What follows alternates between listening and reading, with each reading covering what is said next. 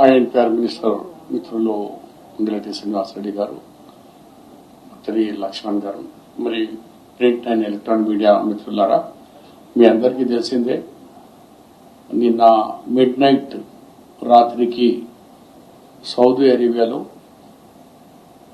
హజ్ కు సంబంధించిన ఉమ్రా యాత్రికులు హైదరాబాద్ కు సంబంధించిన 45 మంది హోలీ మక్కా నుంచి మదీనాకు పోయేటప్పుడు మదీనా కంటే కొద్దిగా 25 కిలోమీటర్ ముందే ఒక బస్ ట్యాంకర్ తో యాక్సిడెంట్ కావడం వల్ల 45లో 44 వ్యక్తులు అక్కడనే కాలిపోయి మరణం జరిగింది. దాన్ని రాష్ట్ర ప్రభుత్వం గౌరవ ముఖ్యమంత్రి గారికి ఫస్ట్ ఇస్తారు. మా అందరి సోకు కూడా తెలిసి తెప్పి ఆ చనిపోయిన వాళ్ళ ఇంటికి వెళ్లి వాళ్ళ అభిప్రాయాలు తెలుసుకుని మరి ఏ విధంగా అంత్యక్రియలు చేయాలో అక్కడ చేసుకుంటారా, ఇక్కడ చేసుకుంటారా, ఎట్లా చేసుకుంటారు ఆ విషయాలు మీరందరూ వెళ్లి చేసుకుని వాళ్ళకు కూడా కాల్ ఇవ్వడం, వాళ్ళ కుటుంబ వ్యక్తులతో మాట్లాడిన తర్వాత ఎక్కువ మట్టుకు వాళ్ళందరూ కూడా ఆ పవిత్రమైన స్థలం ఉంది మదీనా కాబట్టి అక్కడి చేస్తే మాకు బాగుంటది అన్నట్టు కూడా చాలా మంది అనుకుంటున్నారు. ఎనీహో రాష్ట్ర ప్రభుత్వం గౌరవ ముఖ్యమంత్రి గారు డైరెక్ట్ గా కేంద్ర మంత్రి తో అక్కడ కేంద్ర ప్రభుత్వంతో అక్కడ ఎంబసీతో డైరెక్ట్ మాట్లాడడం జరిగింది.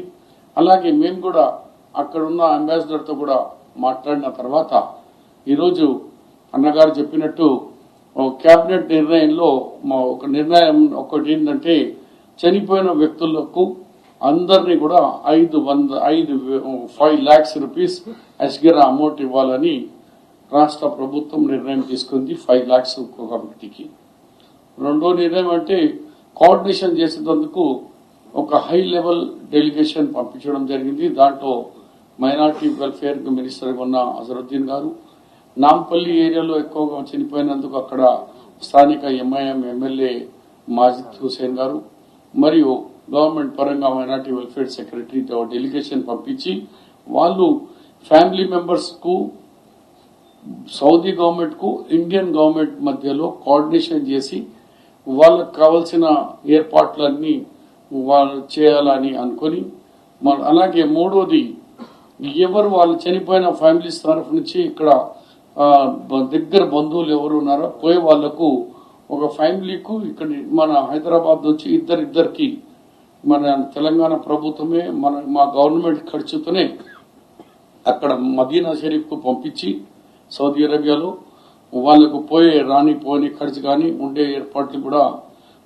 గవర్నమెంటే తెలంగాణ గవర్నమెంట్ చేయాలని గౌరవ ముఖ్యమంత్రి రేవంత్ రెడ్డి గారి అధ్యక్షతలో కేబినెట్ ఈ నిర్ణయం తీసుకోవడం జరిగింది.